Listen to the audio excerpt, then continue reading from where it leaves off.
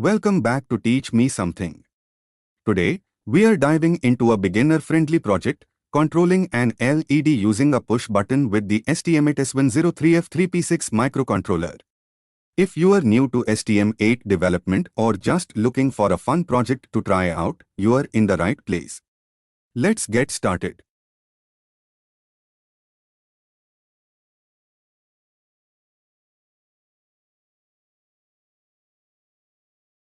Please watch full video to make this project.